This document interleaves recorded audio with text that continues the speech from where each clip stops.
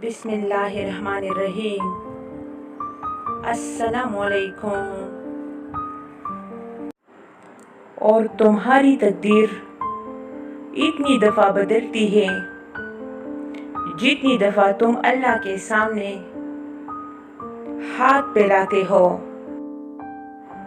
سوچ اگر خوبصورت ہو تو اللہ تعالیٰ تقدیریں بھی بدل دیتا ہے۔ میرے ہی ہاتھوں پہ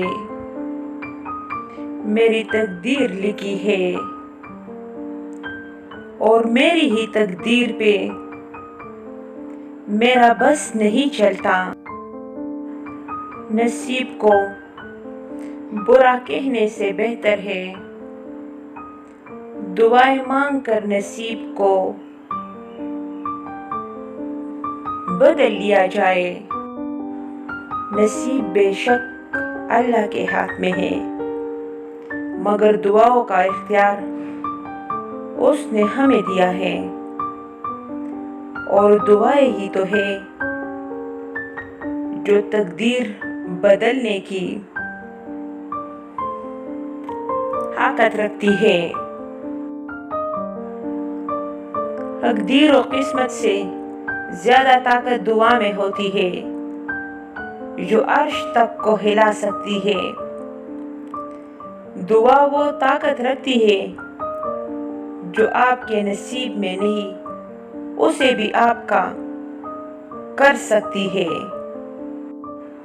اور اگر آپ کو لگے کہ کوئی چیز تقدیر میں نہیں بھی لکھی تو پھر بھی دعا کرنی چاہیے۔ تقدیر کے سامنے ہم بے بس ہیں، تقدیر لکھنے والا نہیں، اور دعا تو تقدیر کو اس وقت بھی بدل سکتی ہے جب وہ فیصلہ کن مراحل میں داخل ہو چکی ہو۔ میری تقدیر سے پوچھ، میری قسمت کا فیصلہ، میری مسکراہٹ پہ نہ جا، میرا درد تلاش کر۔ میری آنکھوں سے پوچھ، میرے انتظار کی حد، میرے اطمینان پہ نہ جا، میرا صبر تلاش کر۔ میرے دوستوں سے پوچھ، میری دوستی کا عالم، میری صورت پہ نہ جا، میری سیرت تلاش کر۔ اے اللہ، جو چیز میرے مقدر میں نہیں ہے اس میں مجھے مبتلا نہ کر، اور جو چیز میرے مقدر میں ہے اسے میرے لیے بہتر اور آسان فرما۔ دعائیں دینے والے سے بڑھ کر دنیا میں کوئی سخی نہیں، اور دعائیں سمیٹنے والے سے بڑھ کر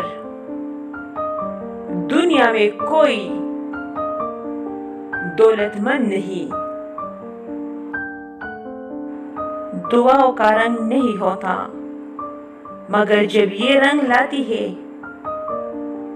تو زندگی میں رنگ بھر جاتے ہیں۔ ہوائیں موسموں کا رخ بدل سکتی ہے، اور دعائیں مصیبتوں کا۔ بات صرف نیت کی ہے، وقت تو سارے دعا کے ہوتے ہیں۔ ہر ایک کے دل کی دعا لو، مگر کسی کے دل کی بد دعا نہ لو۔ عطا کرنے کے طریقے مختلف ہو سکتے ہیں، لیکن میرا رب دعائیں رد نہیں کرتا۔ نصیب بے شک اللہ کے ہاتھ میں ہے، مگر دعاؤں کا اختیار اس نے ہمیں دیا ہے، اور دعائیں ہی تو ہے جو تقدیر بدلنے کی طاقت رکھتی ہے۔ تقدیر بدل جائے گی راتوں کو اٹھ کر، اللہ سے مانگو تو صحیح۔ تقدیر کے لکھنے پر کبھی شکوہ نہ کیا کر، پھول بھی تو خوش رہتے ہیں ہانٹوں کی بھیڑ میں،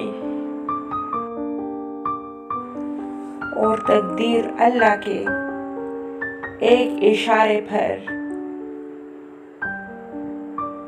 بدل جایا کرتی ہے۔